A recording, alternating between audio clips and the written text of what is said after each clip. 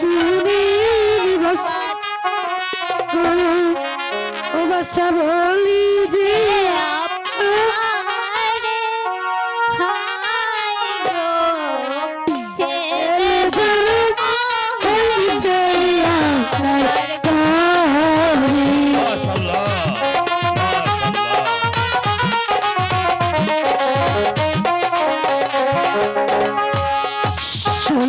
শুনিনি শুনি কষ্ট গো ও বাসা বলি যে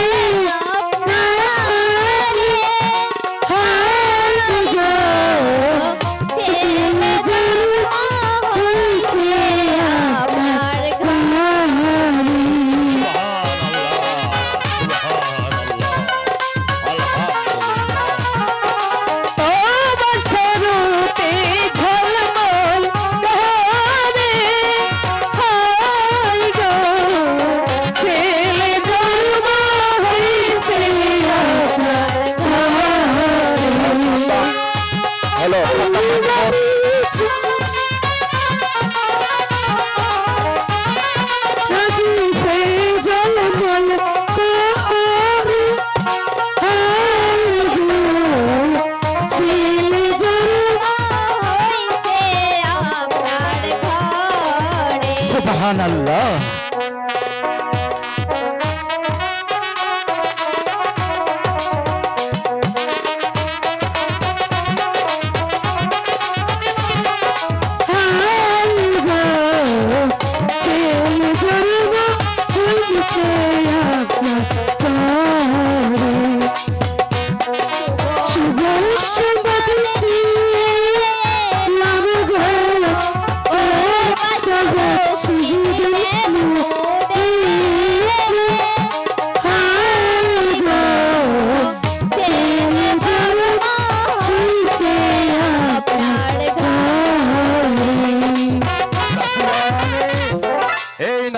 তোমাদের ভক্তি যাও, এবার যার যার গৃহে ফিরে যাও।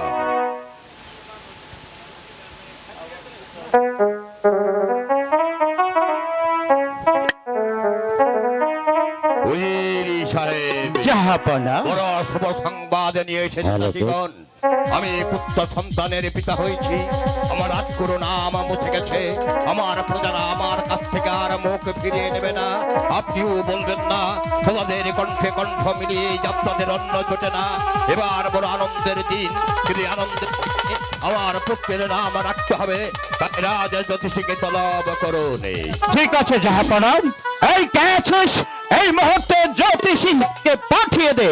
এই কয়েকালি কণ্ঠেশ্বরী কয়ে দিলে কইতে পারি। ধুলা নারী ধুলাধারী, ধুলাই পড়ল হাত, ধুলার মধ্যে বসে আছে মহাদেব শিব শঙ্করের বলেন জনাব, আমায় কিসের জন্য স্মরণ করেছেন? জ্যোতিষী মহান আল্লাহ তাআলা আমার ঘরে এক পুত্র সন্তানের জন্ম দিয়েছে, তাই তার নাম রাখতে হবে। তুমি ভালো করে গণনা করে দেখো আমার পুত্রের কি নাম রাখা যায়। কিন্তু জনাব আমাকে 5 মিনিট সময় দিতে হবে। কয় মিনিট? 5 মিনিট। 5 মিনিট কেন রাজ জ্যোতিষী? 5 মিনিট কেন? তোমাকে 5 ঘন্টা সময় দিল। তুমি ভালো করে গণনা করে দেখো আমার পুত্রের কি নাম রাখা যায়। অত সময় দিতে হবে না, আমাকে 5 মিনিট সময় দিলেই হবে।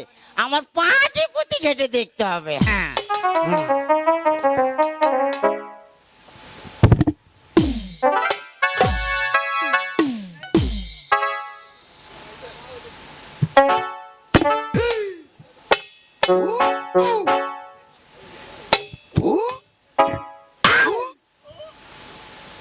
কয়াকালী কণ্ঠেশ্বরী কয়ে দিলে কইতে পারি। ধুলা নারী ধুলাধারী, ধুলায় পড়লো হাত, ধুলার মধ্যে বসে আছে মহাদেব শিব শঙ্করের বাপ। ভুল দেখছি না তো? মনে হয় ভুল দেখছি। দেখি বাবা চশমা।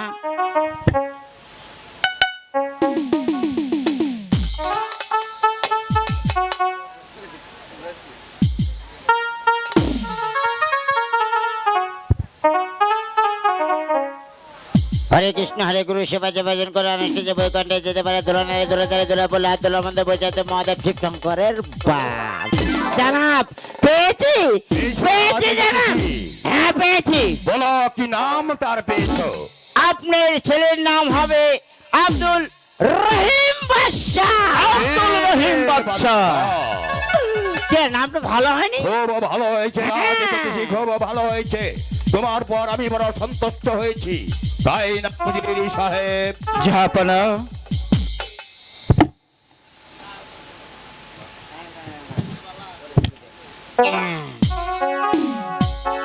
রাজনীতি গায়ে তুমি ফেলতেন। যে নাম রেখে দিয়েছো তার জন্য আমি বড় আনন্দিত। হ্যাঁ? তাই এই নাও তোমার বকশিশ। এসে একবারে দিয়ে দিলেন জানাব। হ্যাঁ, যাও তুমি তোমার গৃহে ফিরে যাও। হরে কৃষ্ণ হরে গুরু সেবাকে ভজন করে অনায়াসে সেই বৈকুণ্ঠেই যেতে পারে। উজির সাহেব, জাহাপনা একটা কথা আপনাকে বলা হয়নি। বলুন। সেই মণিবার আমাকে অভিশাপ করেছে। আমার পুত্রের যেদিন 12 দিন পূর্ণ হবে সেদিনই 12 বছরের কোন কন্যার সঙ্গে আমার পুত্রের বিবাহ দিয়ে সেই রাত্রে তাকে নির্বাসনে পাঠাতে হবে। আর তা না হলে আমার পুত্র নাকে মুখে রক্ত উঠে মারা যাবে। আর যদি নির্বাসনে পাঠাতে পারি আমার পুত্রের আয়ু হবে 112 বছর। তাই আপনাকে আমি আবার আদেশে করছি, সারা রাজ্য আপনি তন্ন করুন, সন্ধান করুন। ধনী গরিব কোনো ভেদাভেদ নাই। যার ঘরে 12 বছরের কন্যা পাবেন তার কন্যাকেই আমি আমার পুত্র বধূ করে আমার ঘরে নিয়ে আসবো। এহে হায় বাচ্চা একাব্বরের আদেশ। জাহাপনা ঠিক আছে, আমি এই নিরাশপুরের প্রত্যেকটা প্রজা মহলে দোল পিঠিয়ে ঘোষণা এবং এলান করে দেব, যার ঘরে 12 বছরের কন্যা আছে তা সে যেন রাজপ্রাসাদে নিয়ে আসে। 12 দিনের রহিম বাদশার সাথে একাব্বর বাদশাহ ঘোষণা দিয়েছে তার বিবাহ হবে।